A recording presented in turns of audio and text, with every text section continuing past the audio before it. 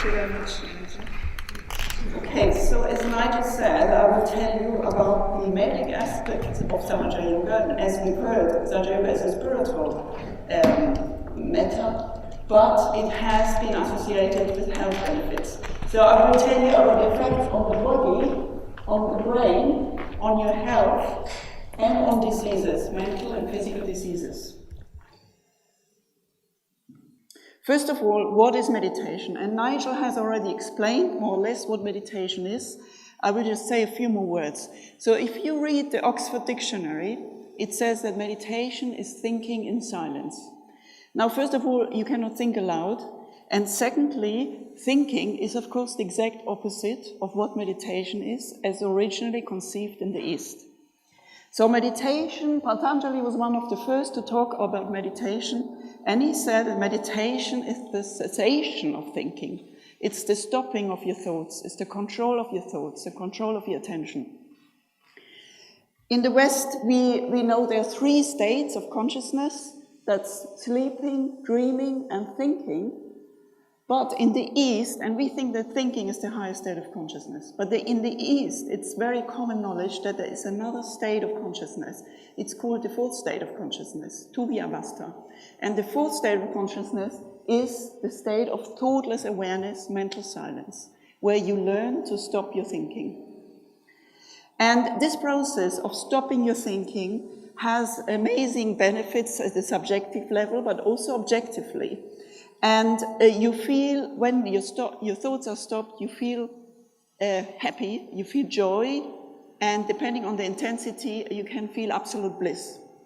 So there are several subjective correlates, what you feel when you meditate, which I've listed here, and which, however, have health implications. And as I said before, in the West, we are not really interested in spiritual things, but we are very much interested in our health, and in fact, we're obsessed with our health. And it's the health benefits which have actually attracted all the interest in Western science. So over the last years, there has been a lot of studies on meditation because people have realized meditation actually leads to better health.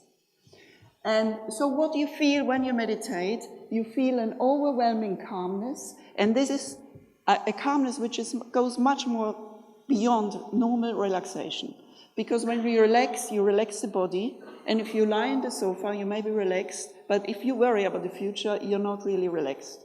So when you're thoughtless, you don't just relax the body, you also relax the mind and your brain. And you cannot do it with any other way. You can only do it by stopping to think, stopping to worry about the future, stopping to ruminate about the past, and be in the present. So this overwhelming feeling of peace within, calmness, is associated with stress relief, and I'll show you later how. When you're mentally silent, you have a better mental balance. And this is because if you think about it, all mental disorders are actually characterized by thought problems. If you have schizophrenia, you have paranoid thoughts. If you're obsessive-compulsive, you have obsessive thoughts. If you're ADHD, you have racing thoughts. And if you're depressed, you have negative thoughts which you ruminate about. So it has also been shown that all mental disorders, they have more mental clutter. This has been shown over recent years. And meditation, of course, is a reduction of the mental clutter, because that's what it is. You stop your thinking, so you have no mental clutter, or you have less mental clutter. So therefore, mental silence is a state of super mental balance, more than normal people have. So because if you meditate and you have less mental clutter than a normal person, you're super healthy and super balanced mentally. When you don't have any thoughts, you're much more concentrated and you're much more alert because you're pure consciousness without the content, which are the thought and emotions. And if you go through life, the whole day you throw out your thoughts and your emotions into the world, and you don't really see reality as it really is, because you have the intermediation of your thoughts and your emotions. So when you have no thoughts, you absorb reality as it really is. So for example, if you're now listening to me, you may be thinking of the dinner later, and you may have to inhibit your thoughts in order to actually listen or attend. If you have no thoughts, you absorb information much quicker. And it has been shown that children who meditate have better attention at school, Zen Buddhists who have meditated for a long time have better attention, And it has been associated with better productivity at work, because if you're more concentrated and have no mental clutter, you're actually more focused. Another very interesting feature, which I've said before, when you have no thoughts, you feel happy, you feel bliss, you feel joy. And this, of course, if you have these positive emotions during your meditation, because it's so peaceful and so pleasant, this state of mental silence, then you carry this over into daily life, and this leads to more positive emotions. And positive emotions, of course, protect you against depression, anxiety, affective disorders, and it's, of course, very good for you. And you have less negative thinking. Last but absolutely not least, to me this is the most important aspect of meditation, you achieve a state of emotional detachment. You enter witness state, where you actually go beyond your thoughts, because you're no longer thinking, and you're no longer having your emotions, but you see them from a stepping back witness state. We call it in psychology a metacognitive awareness, where you're beyond your thoughts, and you can observe them. And that's, I think, the most important thing of meditation, most important aspect. And if you remember, Buddha went out to find meditation because he realized there's a lot of suffering in the world. And how do you deal with the suffering? You cannot control the life events. We all have negative life events. You know, your parents will die eventually, people you love may die, you may have a divorce.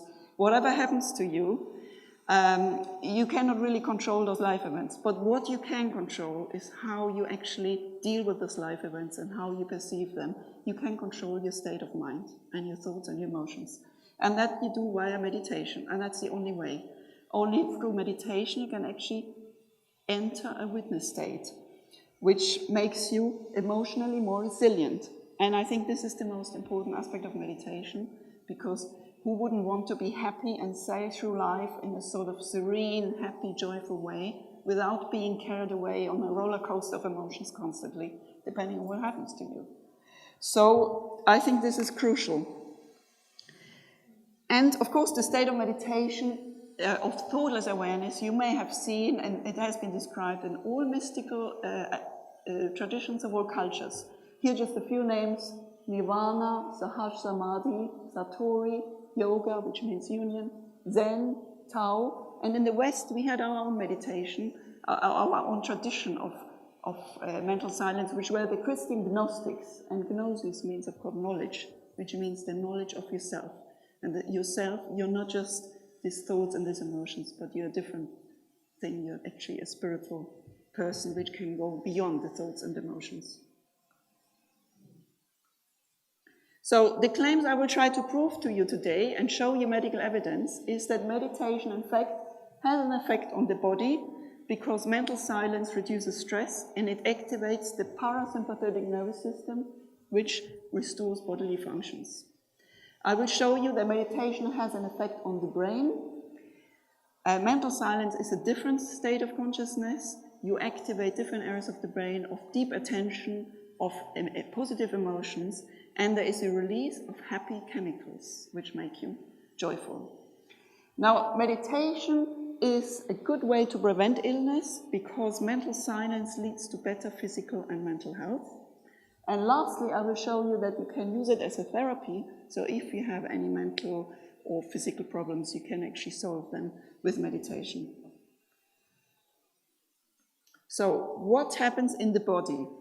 And first of all, we have already seen a bit of an explanation of the chakra chart here. And what you will see here, let's just stop this for a moment. This is the central nervous system. Yeah? The central nervous system, this is the spinal cord, this is the brain, and the limbic area of the brain is quite important, because I will talk about it later, lies within the brain in the middle, and this is a center for motion and motivation. So this is the central nervous system. What you will see next is actually the autonomic nervous system, which is also depicted here. This is the central channel, this is the left and the right sympathetic nervous system. So these aren't just some sort of fancy lines, but these are actually, they correspond to a medical system, and in any medicine book you can read up the autonomic nervous system consists of the left and right sympathetic nervous system and the parasympathetic nervous system. And I will explain later a bit more what it is. Sorry. Let's watch the movie. So this is the left and right sympathetic nervous system, and the middle channel corresponds to the parasympathetic nervous system. And the spiritual energy we have inside when we meditate actually passes through all these nerve plexuses. So this is the solar plexus, this is the cervical plexus, and it enters the limbic area of the brain. And when it enters the limbic area of the brain, we become thoughtless. All these different chakras, they correspond to the nerve plexuses and to the endocrine system. So, the sympathetic nervous system and the parasympathetic nervous system are very important, and they need to be in balance. So in daily life, you're either in this what is called the fight or flight mode, you activate the right or the left sympathetic nervous system. One is important for action, one is important for inhibition. And in the night, when you sleep, you activate the parasympathetic nervous system. So this system relaxes and restores all the bodily functions, while the other one is important for daily activities. Now they have to be in balance, so if you think you can survive with 4 hours of sleep a day, then you're sadly mistaken. You pay later with your health for this habit, because it is important that your body gets restored. So the sympathetic nervous system is activated in daily activities, and the more stressed you are, the more it is activated. So what it does, it supplies maximum blood to all the muscles for the daily activities. The stress hormones are increased.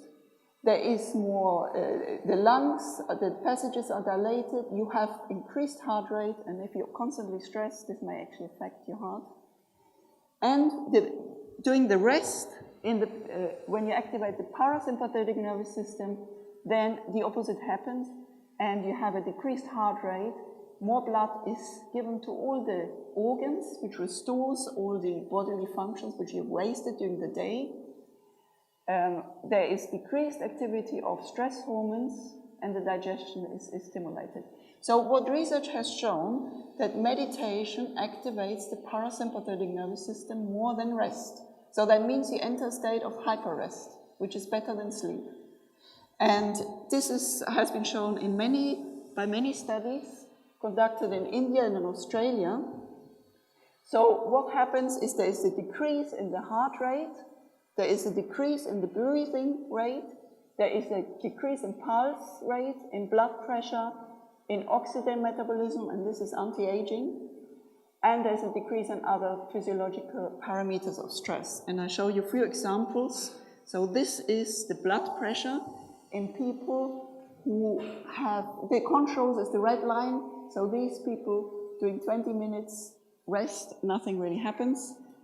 These are people who have meditated for 4 weeks. So after 20 minutes of meditation only, the blood pressure goes down. And those who meditated for 8 weeks have a stronger effect, and those who meditated for 12 weeks have a really strong effect.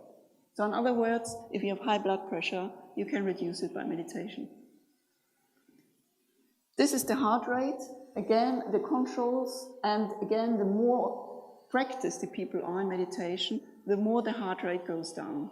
This is, of course, very good. It protects your heart if you constantly have a reduction in heart rate on a daily basis. That's very good for you, and of course all the other measures as well. This is a study by Dr. Chung from Philadelphia University, and she took people who had hypertension, and she gave them 1 week of intensive meditation. They had to meditate in a meditation hospital every day for, 8 hours or so, and the blood pressure, the high blood pressure went down significantly in the meditators, but not in the controls who were getting normal treatment in a normal hospital. So meditation is far better, and only after 1 week you can reduce your hypertension, which is quite impressive. So in conclusion, the state of mental silence reduces sympathetic activity, and what it means, it enhances the parasympathetic activity, which restores all your bodily functions and de-stresses the body. Now, another very curious phenomenon, which if you may have noticed if you meditated with us for a while, and if you knew, you will feel it at the end when we have the meditation.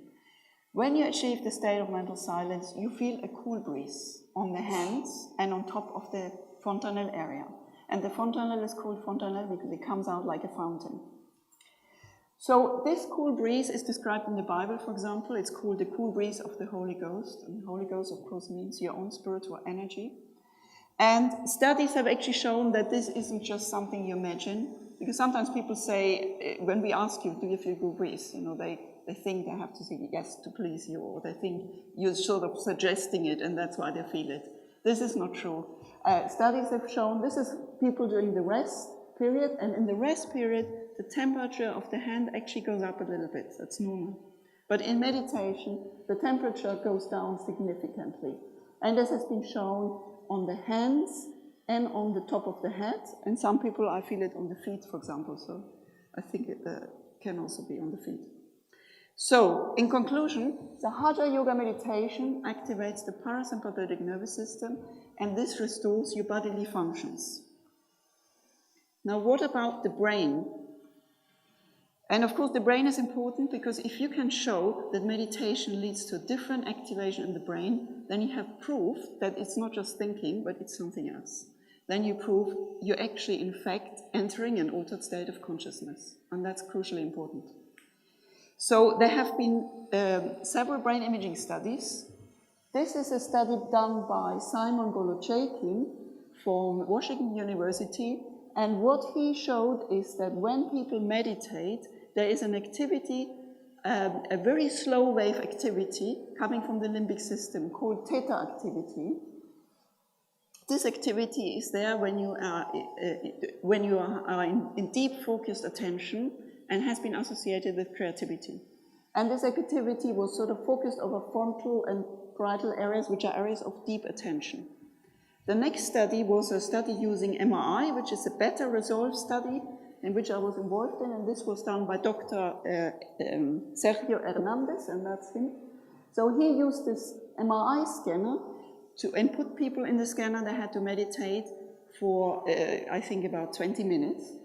And in the initial stages of meditation, the meditators activated the same region we've seen before, so the right frontal lobe and the temporal lobe. So this is especially is a key area for deep attention and also for inhibition, because when you start to meditate, you inhibit your thoughts. So you activate this area of inhibition. But what is interesting is it was in both sides of the hemispheres, but as they went deeper into meditation, the activation became progressively more reduced, and then as they go into a deep state of meditation, there's hardly any activity left in the brain. They just have a little bit of activity here on the right in the frontal lobe, which is this area of deep attention. So in other words, in meditation, you achieve a state of deep attention, of concentrated, relaxed activity, which is mediating deep concentration. What they also measured then the effect of, as people stop having thoughts, they feel joy, they feel bliss. And as they feel more and more bliss, again they get this theta activity which comes from the limbic system, and it focuses over the left frontal lobe, which is a key area for positive emotions. So essentially what the studies are showing that in fact when you meditate, you activate areas of attention and of positive emotions. And this is of course the objective correlate of this Sanskrit denomination of meditation, which is Sat Chit Ananda, which means being pure attention and pure joy. And just to show you here, the limbic system consists of 7 nuclei, which is also interesting because we have 7 chakras. And this is the limbic system deep in the brain. So this is what you activate when you're in meditation, and it gives you joy and happiness. Another very important thing Dr. Simon Golochaikin found is that when people meditate, there is less mental clutter. And the slide is a bit bad, I apologize for that. But essentially, this is showing chaotic complexity. In the brain, you have sort of complex, chaotic firing. But if you have less chaotic firing, it means you have less mental clutter. And this chaotic firing, as I said before, the mental clutter is increased in people with schizophrenia, depression, autism, ADHD. And these are normal people doing rest, and these are the meditators. So the meditators have significantly less mental clutter. And that is very important because it means they have better mental balance. This is not a Sahaja Yoga meditation, but some people found that people who practice Zen Buddhism have not just, what I showed you before was the activation of the brain, this is the structure of the brain, so these are long-term effects on the structure of the brain. So long-term Buddhist meditators have more thicker cortex in the same region we've seen before, which are activated, which are these attention areas, especially this here right frontal region. And furthermore, what's very important, they have normally, the thickness of this cortex reduces progressively with age. So these are the normals, but in the meditators, this process is delayed. So this suggests the meditation is anti-aging and actually leads to a delay of the normal aging process of those attention regions. And of course, if you think about it, meditation is attention training. You sit for half an hour and you actually concentrate and try to inhibit your thoughts. So what happens at the chemical level in the brain? And I think this is becoming very exciting. We have in the brain so-called opioid receptors, and they're called opioid receptors because opium binds to them, morphine binds to them. And these opioids you can also release from within. And beta endorphins, they attach to these opioid receptors. And beta endorphins are released when you're in love or when you do sports, but they're also released through meditation. And this is very interesting because this could explain why actually people of course, feel the joy and the happiness, apart from the activation of the limbic system that I've shown before, but it's also, you release happy chemicals in the brain. What is interesting as well is those opioids, of course, the beta endorphins, they enhance the immune system and they have shown to slow down cancer cells. So this could explain why some people can be cured with meditation from severe diseases like cancer, because if you have a continuous release of beta endorphins which strengthen your immune system, slow down cancer cells, then this can easily explain it, and therefore this is not a miracle cure, but is actually can be explained. Other studies have shown that meditation releases dopamine. This is also released through cocaine or amphetamines. So this is another drug which is important, another substance which is important for feeling pleasure. So this explains why people who meditate actually get addicted to meditation, because you get this constant high in your brain without paying all the side effects of drugs. So you can actually achieve a state of pleasant sort of joy continuously. And other meditations have shown that there is an increase in serotonin. This is a drug which is typically lower in depression, so this could explain why meditators are less likely to be depressed. Melatonin, which is important for sleep and also strengthens the immune system. So again, this could explain why people, when they meditate, they find you can sleep far easier, and again, it can enhance your immune system. And GABA, which is important for cognitive functions like attention, and there is a decrease in stress hormones.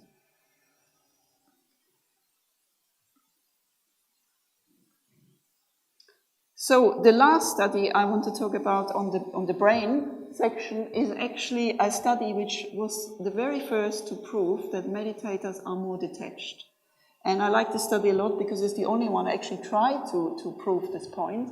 And this was done again by Dr. Simon Golochaikin from Washington University. What he did, he showed meditators and non-meditators a really horrible movie which is called Funny Games by Michael Haneke.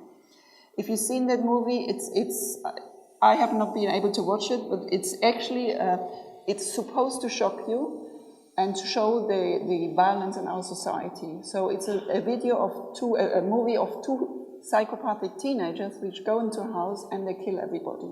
They start by the dog, then the woman, then the kids, and then the father. So this movie is really quite terrible. And they showed this movie to these poor people. And as you can see, the blue are the controls, the red are the meditators.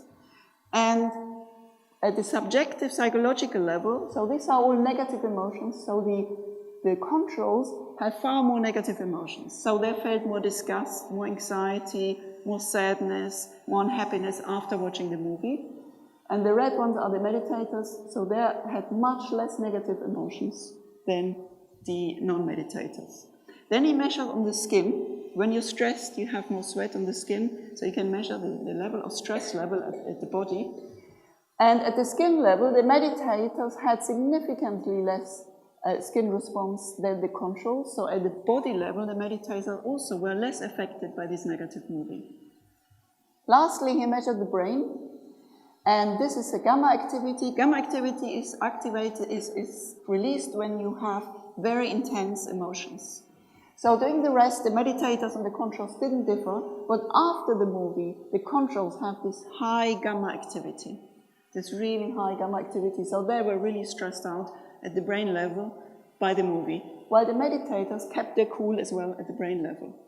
So in other words, the meditators kept their cool at the psychological level, they were less affected at the body level, and less affected at the brain level. And this, I think, is absolutely crucial, because this is sort of proof that meditation makes you more detached and more able to cope with stress and negative events. And as I said before, this is important because it improves your emotional resilience. So in conclusion, the state of mental silence is associated with relaxed brain activity of deep attention and positive emotions. It increases happy chemicals which stabilize your mood and your affect, and it makes people more detached at the psychological, at the brain and at the body level. Now, what about the effect on your health? This is a very interesting study by Dr. Ramesh Manocha from Australia, and he tested 350 Sahaja Yoga meditators, and he compared them to a group of people, a mixed group who practiced all sorts of meditation, Hatha Yoga, mindfulness meditation, and so on, and the Australian norm, and the norm consisted of thousands of people. What he found is the Sahaja Yoga meditators were better in their general health, in their social function, and in their mental health. They weren't better in the physical function, but that's because Sahaja Yoga is not a sport. Then he tested, what makes them better? So he tested, is it the hours they meditate? Is it the amount of mantras they say? Is it how many meetings they attend? And nothing was related to the benefits other than one thing, and that was the frequency of the mental silence. So this is what works. And here you see the national average. Here you see people who meditate, but they only become thoughtless less than once per month. They have no benefit. Here are the ones who are thoughtless once or twice per month, no benefit. But here are the ones who are once or twice thoughtless. And you see they're significantly better in their mental health than the national average. Here are the ones who are once or twice per day thoughtless. They are also much better. And the ones who are thoughtless several times per day, just have an amazing mental health, as you can see here. So in conclusion, it's the state of mental silence which works, nothing else. But what this means also, that means if you meditate, you need to find a meditation which teaches you to achieve the state of mental silence. So for example, mindfulness meditation may be very nice, but it's not teaching you to empty your mind. It's not, we are doing mind emptiness. Mindfulness is mindfulness, you're concentrating on your thoughts. But you really need to practice a meditation which teaches you to achieve the state of mental silence. Otherwise, you have no health benefits. He found exactly the same on general health, so this is physical and mental health, so exactly the same. This is the average.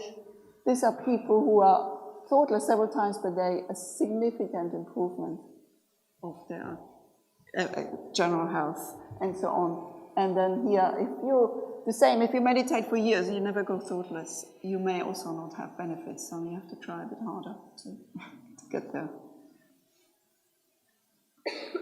Then he measured exactly the same on a questionnaire which picks up anxiety and depression in the population. And what he found is the yogis were significantly less distressed on this questionnaire, so they're far less likely to be anxious and depressed. And again, the benefits were associated with the frequency of the thoughtless awareness. So here you can see those who are several times per day thoughtless, they are in the very low risk category. So these people will never will never become depressed or anxious. And then it goes down, so the less often you achieve thoughtless awareness, the less protected you are against depression and anxiety. This is a study by Simon Golochekin, where he looked at the personality of yogis versus personality of non-yogis. He found that the meditators are significantly less depressed, significantly less neurotic, have less paranoid thoughts, less anxious, and less difficulties in identifying and expressing emotions. So these are the long-term effects. So in conclusion, Sahaja Yoga meditation has a significant effect on your health, but the benefits are associated with the state of mental silence. So that's the key thing. And that's what you should be aiming for. The more often, the better. Now, what are the effects on the illness? And of course, we've seen that in meditation you have less mental clutter. So obviously, it seems logical that meditators should have better mental health. And this is exactly what has been found. This is a study by Dr. Adam Morgan in Exeter University. He took a group of people with depression and he gave them Sahaja Yoga meditation, nothing, or the treatment you get in the NHS called cognitive behavioral therapy. And this treatment is supposed to work, but in this study it didn't work, but Sahaja Yoga meditation worked significantly better, as you can see, and that was the only significant improvement. So the depressed people became significantly less anxious after 6 weeks of Sahaja Yoga meditation, less depressed, and they had less general mental illness. This is a study on anxiety by Dr. Chung from Philadelphia University, and she gave 66 Sahaja Yoga meditators and controls. She gave the meditators a very intensive 1-week treatment in the meditation hospital. And as you can see, the meditators significantly improved in their anxiety, while the controls got a normal hospital treatment and they actually became worse. And the difference was, of course, highly significant. So meditation was much better than the traditional hospital treatment, which actually made them worse. This is a study on work stress, and as you know, we are all quite stressed at work, and it's a big problem. Work stress is associated with a lot of health problems. In this study, Dr. Ramesh Manocha from Australia, he tested people, he gave them 8 weeks of Sahaja Yoga meditation, or he gave them relaxation response. And relaxation response is something which is used in TM. So as you can see, the relaxation response had no effect, so it didn't make them better. But Sahaja Yoga meditation made these people who were stressed at work significantly better, so the stress symptoms became significantly better, so these are all improvement scores. The depression became significantly better, and the anxiety didn't quite reach significance, but as you can see, they're also better in the anxiety. This is a study on ADHD, attention deficit hyperactivity disorder. So these are children who are restless, impulsive, and have problems with attention. So of course we thought that meditation would be good because it makes them calmer and it improves attention, and we've seen it enhances attention areas. And in fact, this is what happened. So these people got 6 weeks, they were children, they got 6 weeks of Sahaja Yoga meditation together with their parents, and they improved significantly in their ADHD symptoms. What is interesting that the effect was similar to that of stimulant medication. Hyperactive children normally get Ritalin, and it improves the symptoms, but it has side effects. So it affects the sleep, it affects the growth, and of course, if you can have an improvement without any side effects through meditation, then that's better, especially in a child which still has a developing brain. And they all improved, although most of them even stopped their Ritalin, their medication. Although they stopped or reduced their medication, they still improved significantly. This is a study on drug consumption. This is done by Dr. Wolfgang Hackel from Austria. So he tested people who entered meditation, and he followed them up for a year and asked them questions about their drug use. What is quite interesting is that after only 1 week, almost 60% of drug users stopped their drug consumption. This is really remarkable because they were some of them were heroin abusers, cocaine, amphetamines, And what he found that after a year, only 7% still took the drugs. And I work in a mental hospital, and there is no drug, there is no treatment which works as well as this. So this is really quite remarkable. You don't find this anywhere else. So what about physical illness? I've shown you before that meditation enhances the parasympathetic nervous system, which restores your bodily function. And of course, this should have an effect on your physical body. And this is exactly what has been shown. Again, this is a study by Dr. Chung, which I've shown you before, where people with hypertension significantly improved with 1 week of intensive meditation. There have been several studies in India who have shown that people improve with epilepsy. And epilepsy is quite a severe disease. You have epileptic attacks quite frequently, and you have to take quite severe drugs with severe side effects. In these studies, all of them showed that the number of epileptic attacks can be significantly reduced with meditation. So this is after 3 months, and this is after 6 months. This is a study by Dr. Ramesh Manocha from Australia, and he found that meditation has a significant effect on asthma. These people meditated for 2 months, two times weekly, and the asthma you can measure in an objective way. They had a significant reduction of their asthma indicators, of the severity of their asthma. What is interesting about this study is that after 2 months, they stopped the treatment, the meditation, and then he followed them up after another month. And what happened is, after the month when they stopped the meditation, they all went back to the same severity of asthma they had before. So what this means is, if you use meditation to cure any of your illnesses or diseases, you have to do it for life, you have to do it regularly, and you can't just stop when you notice you feel some health benefits, because they will come back. So meditation really is a discipline for life. And I think that's the reason why few people use it, because you have to do it regularly and forever if you want to have the benefits. And some people find it easier to take a pill than to actually sit down 15 minutes in the morning, 15 minutes in the evening, and get yourself disciplined and go into meditation. But as you see, it's as effective as drugs. This is a study on menopause, and again, there was a significant reduction of the hot flushes in women in the menopause phase. What is interesting is the effect was similar to hormone replacement therapy, and hormone replacement therapy has been associated with increased cancer risk.